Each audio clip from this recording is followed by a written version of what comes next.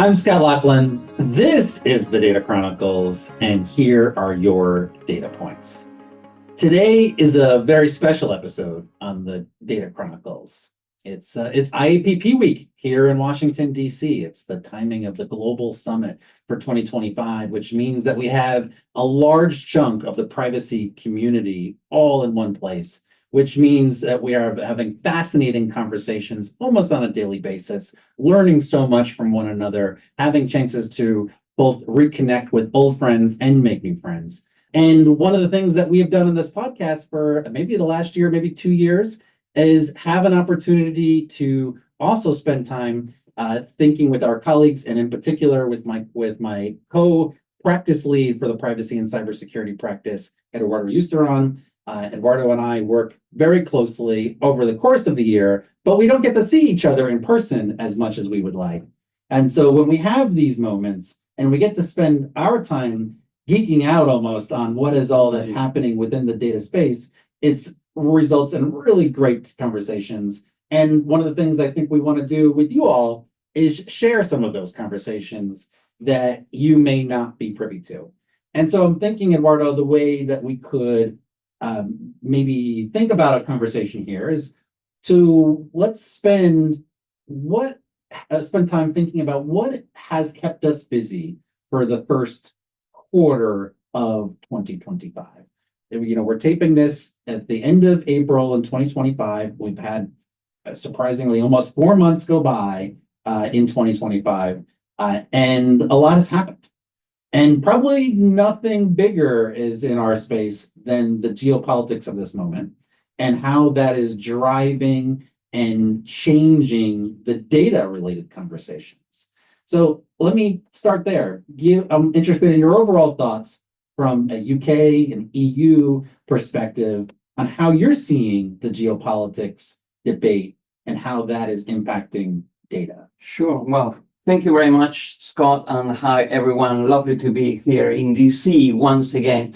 And when you talk about geopolitics in 2025, being in Washington, DC is in itself a center of gravity of everything that is going on around the world politically, but even including digital regulation and digital policy making.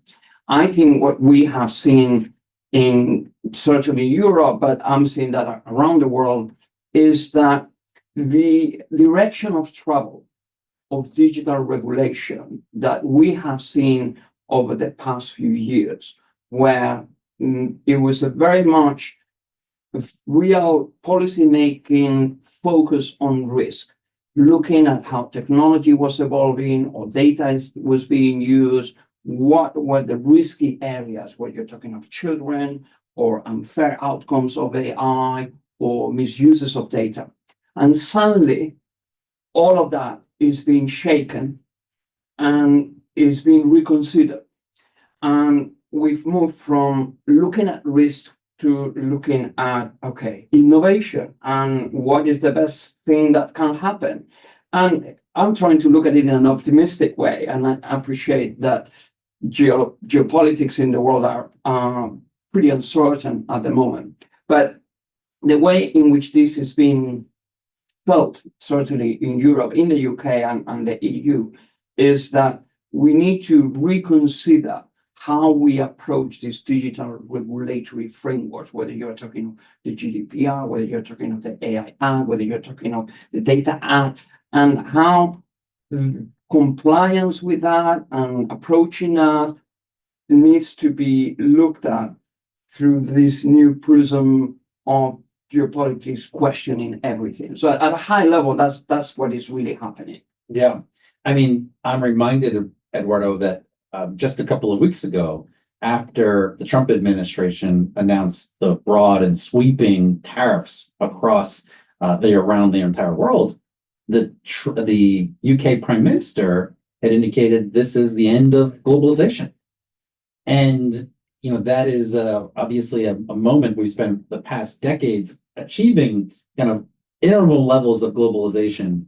And now to see that potentially is being ratcheted back, not for data specific reasons, but data itself is becoming a component of that pull back from globalization? So that was a very controversial statement, and it's interesting you're raising it. But I think that statement needs to be put into the right context, because I don't think that Keir Starmer mentioned that this is the end of globalization in the sense of the world being less open and people interacting less with each other at a global scale and businesses not doing business globally. I don't think he meant that. I think he meant the idea of globalization as this search for the cheapest way of manufacturing something or the most economic way of outsourcing a particular service. And of course, a lot of the national security considerations are affecting that. But I think it's really, really important to understand that technology has never been any less global. Data has never been any less global. And the use of this technology and this data, whether it is to train AI or to undertake fraud prevention services or to interact with each other, to communicate, to do banking, to do payments, to do research, that has continued. And the direction of that is not going down, it's if anything going up. So I think that's important to appreciate the nuance, the political nuance in the Prime Minister's words, so that we don't assume that that's it. We just need to go on a country by country basis. And I think in our world of digital regulation, where consistency of approach and being able to see the full spectrum of laws and how they are evolving and how to approach compliance at a global scale cannot go back to this idea, oh, in this country you need to do this, in this country you need to do that. You need to see the global perspective. I mean, it's a fascinating thing, and you kind of mentioned a bunch of points that are probably spend time thinking about. But one of the things you're mentioning is around just the global nature of data itself. And one of the trend lines that I think we've seen over the first quarter, and I'm expecting that we're going to see it probably for the next decade, is to see data as a means to accomplish some other political objective.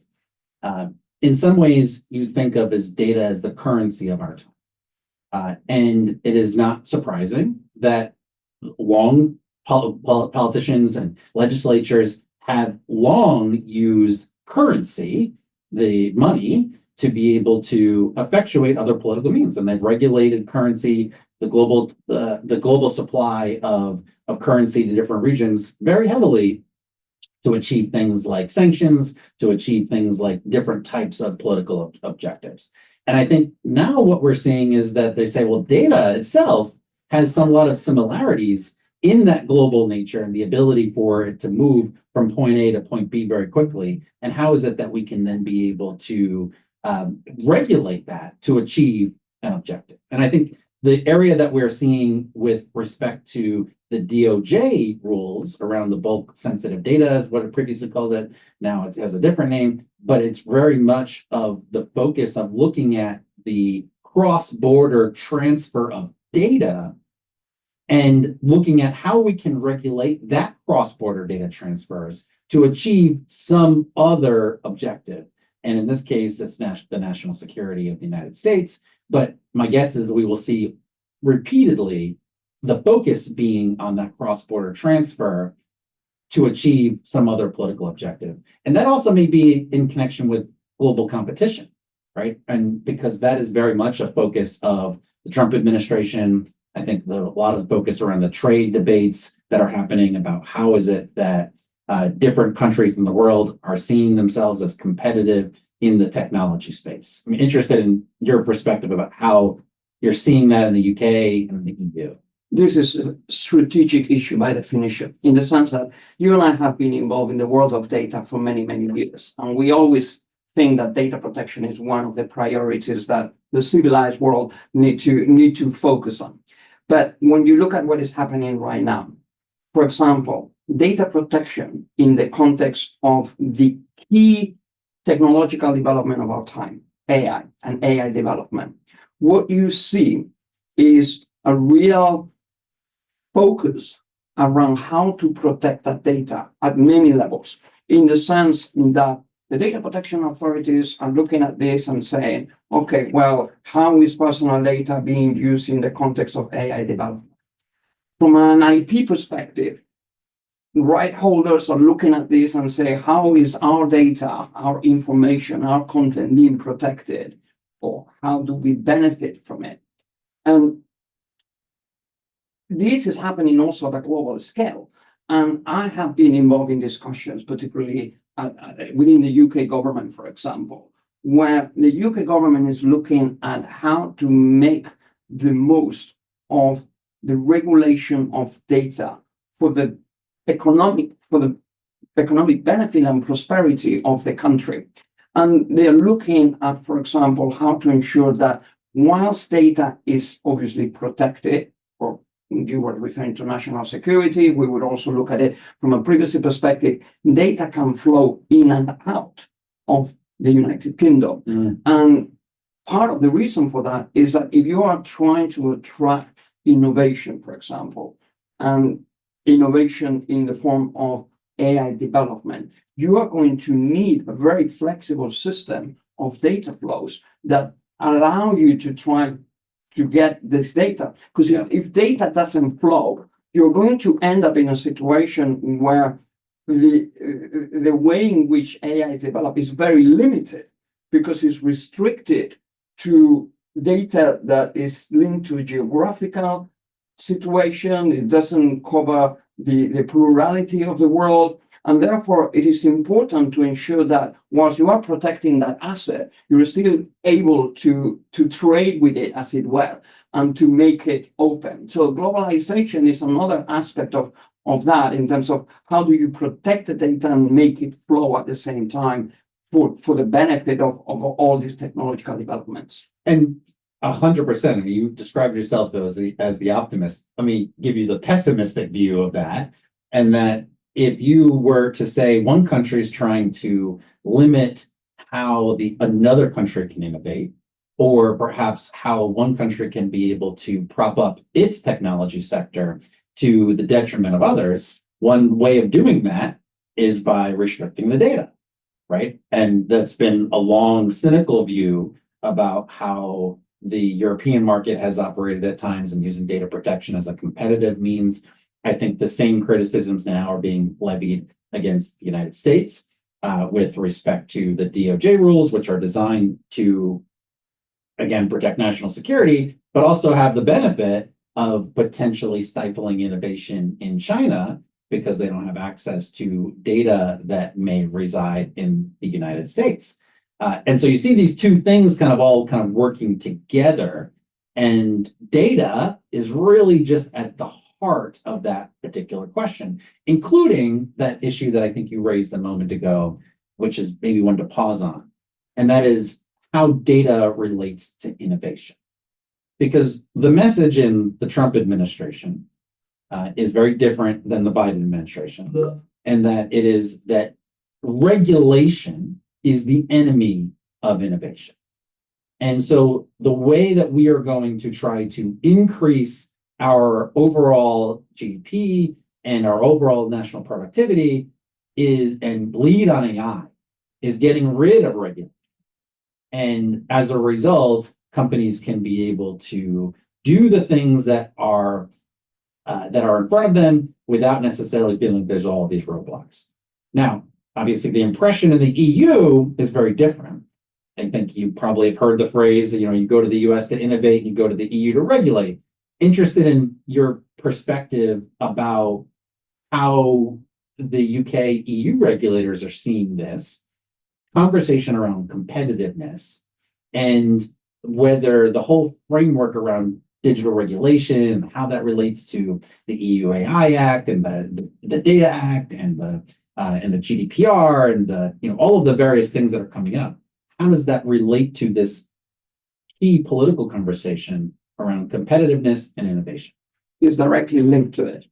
But it becomes a little bit ideological, if you want, because if you start from the premise that in order to have the maximum amount of innovation, you need to deregulate everything, then that's the answer, right? And that then all the systems of regulation that exist, you can start dismantling them. But when you look at regulation from a European perspective, I think the principle still is that regulation should not get in the way of innovation. Quite the opposite. It should facilitate responsible innovation. At least that's the theory. What happens then is that, and you see that very clearly in the EU perhaps, where the EU is all based on how to ensure that humans, are at the center of everything. And it's a very European way of thinking, if you want. And it probably goes back centuries. But when you start regulating technology and AI and data, for example, you look at the risk for the individuals. And therefore, the system that appears and that emerges, a regulatory framework that emerges, is all designed to address those risks. The problem with that is that if there is an over-focused on risk, then you forget, in a way, about the role of regulation to support innovation. And I think that's where sometimes the EU has, in a sense, missed the plot a little bit. And it's interesting how the UK, which I would like to think shares the same heritage of being a human-centric jurisdiction from the point of view of regulation, is now looking at it without forgetting about how responsible regulation can support innovation, to the point where I can even see the EU starting to think a little bit about these issues and say, oh, hold on a second, maybe there are some tweaks that we need to make, not so much to our thinking, but to the way in which the law is interpreted, so that we still remain loyal to a principle of human-centric regulation, but doesn't really turn into a barrier for innovation. And I think, if again, looking at it positively, if one of the things that the current uncertainty of this first quarter of the year has provoked is that kind of thinking, but it's not about abandoning regulation for the sake of innovation, but looking at how regulation can help responsible innovation. That's the key. Yeah, but I mean, I'm wondering whether the conversation is going to get pushed further by the Trump administration, because the Trump administration has obviously been quite critical of the over amount of regulation in the EU, and in some ways, I think has indicated that the EU has been very aggressive about taking enforcement actions against US technology companies who are innovating in the United States, deploying the products in the EU, and then getting regulated in this way. And that ends up resulting as effectively an unknown tax, or kind of an enforcement tax that is specific to those organizations, that is not levied in the same way against the European sector, in part because the European technology sector is not as big, and that there are not the same type of profits that are being made in that sector. So there's explanations for it. But that is the very much of top of mind for the Trump administration, Sure. Especially as they're thinking about tariffs. And they're thinking about how tariffs are going to be used to level that playing field. And maybe there's a solution about what the amounts of those tariffs are. But if that is then undermined by enforcement or disparate enforcement of the regulatory system in the EU, then at least the Trump administration would say, you guys are still not playing on the same level playing field. It's a very complicated set of issues, because you could see two principles kind of clashing with one another. Each one of those principles has a lot of truth and meaning and value to it. But it is a complicated issue because of the very polarized way in which this is being looked at, in the sense that there is this climate at the moment, in general, in politics, that is either you are with me or against me. And if you're against me, then I'm going to be against you and I'm going to impose this pain on you. And that distorts everything. I think we need to take a step back and look at the issues around, again, digital regulation, whether it is policy making or enforcement of existing laws, through the reality, which is this. As I was saying, the way of thinking about digital regulation is being it's changing slightly from what we were a year or two ago. Okay, that's not necessarily a bad thing, because I think we need to make sure we are pragmatic and realistic. But if you look at what the EU and indeed the UK are doing with their either legislative reform, for example, of the GDPR, I don't think we're going to see a radical change of approach if in either the EU or the UK. The UK has been undergoing this legislative reform for some time under the previous government and under the current government. We are really tweaking and changing things around the edges in the UK. I don't think there is any chance whatsoever that the UK government is going to radically alter the approach to data regulation, for example, or content moderation, or the kind of issues that I think are the focus of attention here, in a way that is going to backtrack entirely. But it is looking at it in a very pragmatic way. And to be honest, the UK government has always, and the UK regulator has always been very pragmatic in this space, to the point where the EU is starting to think, okay, well, let's just make sure that we are not creating walls here that really are not realistic. Yeah. But when it comes to enforcing the law, you have to remember that the data protection authorities are very committed to their job. They have now years of experience of having looked at the GDPR, how it works, what it requires, what the expectations are. And at the same time, they don't want to fall into this dynamic of being told, well, yeah, the GDPR is a great law, but it's not being enforced anyway, so we don't need to take it seriously. They feel responsible for that. And therefore, we shouldn't assume that just because there may be external political forces, the law as it exists today is not going to be enforced as strongly as the regulators would like to enforce it. That is, I think, still compatible with approaching it in a realistic way. And I think from the work we are doing almost every day, there is a lot of engagement that is going on right now with regulators in the UK and in Europe to try to make them understand how the law needs to be adapted to this evolving technology without them forgetting about their role, their very important role in enforcing that law. Yeah, and it is a really important theme, right? Because to talk about deregulation and the merits of deregulation and how that's going to result in all sorts of benefits ignores the fact of the reason why the regulation was there to begin with, right? So if we decide that we are going to deregulate so that you can do X, Y, and Z with the data, well, there was a reason why we put the regulation, because we were concerned about using the data for ABC purposes. And those concerns, whether we emphasize them or we don't, they don't go away.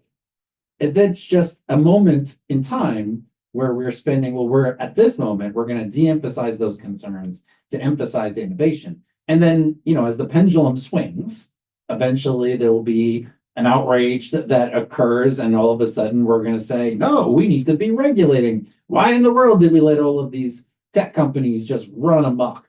And I think the way that dynamic is playing out right now is that there's no doubt that we are seeing deregulation at the federal government, primarily not through traditional type of regulatory means, maybe that will come, but mostly through the reduction of the federal workforce and through executive orders. That has created somewhat a hole, right? In other words, if you think of that these are important policy issues, it's not the case that everyone's now saying, okay, yeah, but for the next 4 years, we're going to ignore that. You create a vacuum by stepping out of this space, and that vacuum is going to be filled. And that's, at least in the US, being filled by the states, because many of them see the world very differently than the Trump administration. And so if the federal government is not going to lead, then the bunch of states are saying, sure, I'll do it. California, Colorado, Washington, right? A whole handful of states are saying, well, we're going to step up. You won't, we'll do it. And they have probably a view of the world that would be more similar to how the Biden administration, treated these issues. So the whole view of saying deregulation, I think, is a bit of a misnomer, because it's effectively different regulation. And it is changing who regulates you and how they regulate you, as opposed to saying that there will be no regulation. And that dynamic, I think we're seeing play out during the first quarter of 2025. And my guess is will be throughout the remainder of this year, where we will see the state enforcement activity, state scrutiny, state investigations, state legislative activity, which we're seeing a number of those examples really say, we are the ones to lead. Federal government, you do you. We're going to be the ones to capture the moment that this technological advances require. But I think that then when you look at the kind of issues that state-specific legislation or enforcement activity is focusing on, you will see a lot of parallels with what we're seeing in Europe, because it will be things to do with the protection of minors and the use of data of minors, the use of data in order to target individuals. And in the old days, it used to be with advertising, but today is with everything else. And the use of data in order to make decisions in a sort of algorithmic sort of way about individuals. And how do you control that? And where do you put human oversight over those issues? And also how to ensure that all of this data that is being used for all kinds of purposes is done in a transparent way, so that people have at least a degree of control. Mm-hmm. I've been saying for many years that we're no longer in a position to fully control the way data is used by us as individuals, because the complexities behind the data uses and exploitation fly over our heads. Yeah. But that doesn't mean that there shouldn't be a degree of transparency that those that are using the data can be accountable for to regulators. And those are the kind of things that are still very much at the center of the universe in terms of regulatory activity in Europe. And I can only imagine that those are the kind of things that are also at the center of gravity in terms of the US lawmaking in this space and law interpretation. That is right. And I would say, we've gone, I don't know how long, 30 minutes into this episode, and we haven't really spent a lot of time talking about AI yet. And maybe that's the great opportunity, because I think AI in particular as a technological advance is putting the pressure on that specific issue. You mentioned things around human oversight, human control. How is it that you're trying to innovate in this space by trying to protect yourself against so many legal risks, whether they are theoretical or on our doorstep? I think we all know that they are there, and they are either with us today or they're coming very soon. At the same time, this is the moment to develop the products, to develop the services, to establish your market position, to be able to be in a position where you're not left behind, because in some ways we're at the dawn of the internet, and could see the companies who leaned in to innovate in the space and they're still thriving, and the ones who maybe were slowed down and didn't feel like they needed to embrace the technology in front of them because they were doing really well at their current business, they've kind of been left behind. And that, to me, is where we have seen a lot of work over the course of 2025 thus far. Indeed. And I know you in particular, spend a lot of time working with companies on how to navigate that dynamic, to try to figure out how to establish the right type of internal processes, internal frameworks in order for them to allow for responsible innovation. In part, to try to meet the expectations that the EU AI Act either has today or will have in the very near future. Yeah, and look, if you are asking, for example, what is really keeping us busy right now or for the past few months, everything is AI related, or almost everything is AI related. And not just in terms of data protection and GDPR compliance, but in terms of the wider dynamics of AI regulation and AI governance. And that is happening at two levels.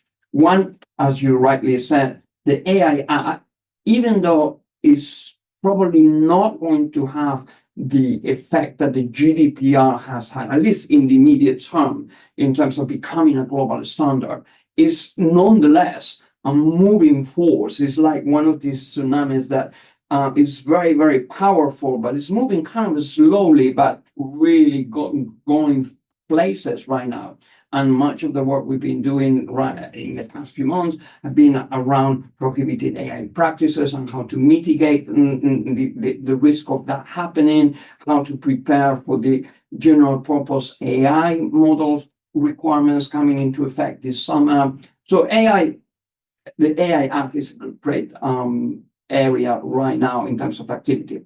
But in addition to that, or in parallel to that, is the wider dynamics of AI governance globally, where in the same way 5-10 years ago, we had companies coming to us and say, how do we address privacy globally? We know we need to comply with these laws and this law, but we want to do it globally in a consistent and practical way. So the same is already happening or starting to happen in relation to AI regulation, even though that regulation doesn't even exist in many respects, and is partly principles that are being sort of enacted but not quite fully developed. Part of it is existing laws and then new laws, and obviously there is a point of reference here with US states. But approaching AI governance globally and trying to figure out to what extent you have to do something and what you have to do in terms of, for example, understanding what AI you are developing or using, step number one.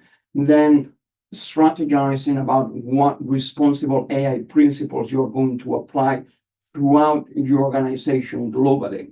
And then putting in place a structure, both in terms of people, in terms of awareness, in order to ensure that those brand new responsible AI principles that didn't exist until today suddenly are embedded into the culture of an organization. So these are very practical steps that companies are grappling with right now, and it's top of their agenda. And probably you're seeing the same thing here.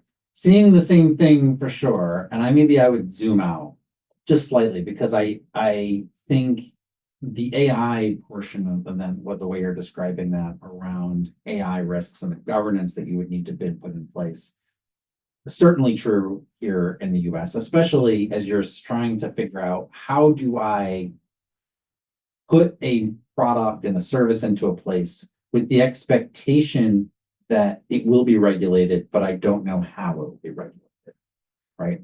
In other words, I know that I have something that's going to be very valuable. And I know that once it's out there, the regulators are going to look at this and they're going to put in new rules. But that doesn't mean that I want to reinvent the whole product from the very beginning. So is there things that I can do now to anticipate how that regulation is going to go? And the answer is yes, there is. And the thoughtful ones, right? The ones who are trying to say, hey, I want to have a product that's persistent and resilient, are planning for that change, as opposed to saying, well, there's no existing law that specifically relates to. So that's one. Two, the dynamic, I think, has to be thought of as even broader than AI. Because AI is where everyone's head is at. But I think what we're talking about for this governance is more of a technology governance than it is around an AI governance. In other words, the issues that AI is creating are really important ones. But technology itself presents some of those same issues having nothing to do with AI. Very real world example. In the EU and the UK, you all have been grappling with cookies and trackers for a very long time. Too long. Too long. And you're probably done with it.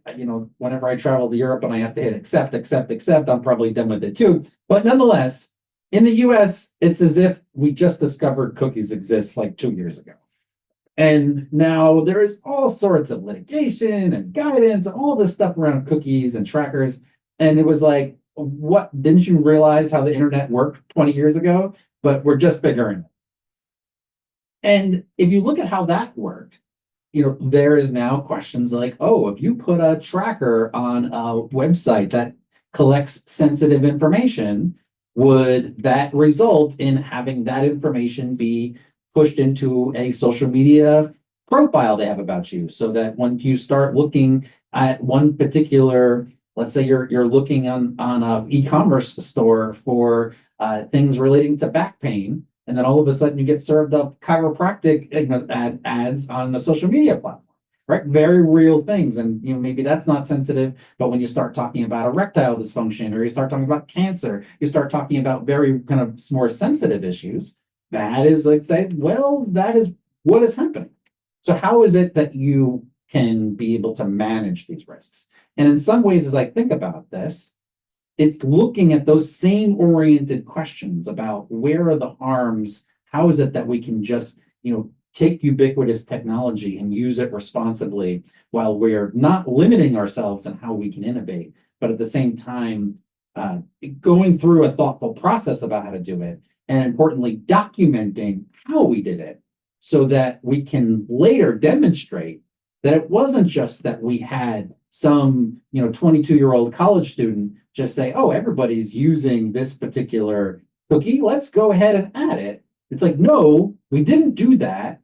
We evaluated how that was going to work.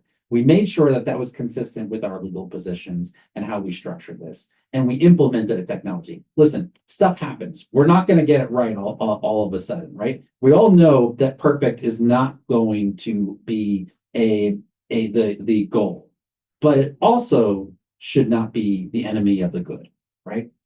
We shouldn't let perfect mean that we can't achieve the good. And the good, I think, is where we have spent many times with our clients trying to get, including through those AI governance programs. And I think it goes back to the question of, okay, what can we do, and what do we do to help our clients who find themselves in this position, particularly with new technologies or maybe technologies that are new but are suddenly perceived as new.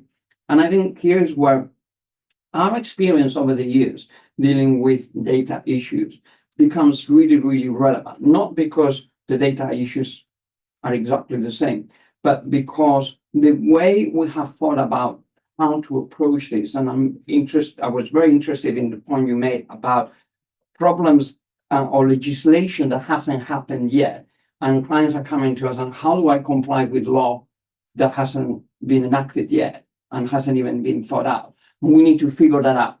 So you look at the experience that we have had, and you apply that, and you said, okay, we need to follow, for example, what the concerns that regulators have are. What are those concerns? And research. And okay, so the guarantee in Italy, they're always worried about this, or the ICO is thinking about the impact on children, or the whatever the issues are. And then that also gives you a sort of a sense of what is likely to happen in terms of legislation and regulation. And the question, therefore, is how do you, in anticipation of that, can you help an organization still achieve what they're trying to achieve, use the data, use the technology in the way they want to use it, thinking that it is very likely that that will be, as you said, regulated in the future? And how can you almost future-proof that use of technology and protect yourself as a business from legislation being interpreted in the wrong way, in a way that affects what you are developing? And I think, again, having that anticipatory view of what is going to happen and trying to predict it, and then trying to come up with practical ways of addressing them. The practical element is super, super, super important, because if you go to a client and say, well, look, you just need to not do that, or you just need to make sure that you get consent for everything, that's not going to work. It's never worked in the past. It's not going to work in the future. So you need to apply the knowledge you have acquired over literally decades in dealing with these issues, and then anticipate what's going to happen next, and how to deploy that in that practical, strategic way globally. So that is the magic formula with all the elements that we need to keep using. Yeah, that's right. And I think, listen, no one has a crystal ball, but it's also something that is not completely out of our realm to predict, because as you work in this space and you spend every hour talking with people from all different walks of life and from all different perspectives, you start to understand where things are moving, right? You get a sense of where the advocates are, where the consumer advocates are, where the technology advocates are, where the policy makers are at, where the enforcement heads are at, kind of where industry is moving. So while I cannot predict, what is going to be within clause 35, subchapter 2 of the California Code, I can predict how some of these types of AI principles, technology principles are going to be incorporated into that. And so if you're planning for those things, you're planning for what you think is of top of mind, not only in the specific state of California or the specific state of Colorado, but you're thinking about that globally, then you can actually do more of that future proofing that you were just describing. That's it. You nailed it.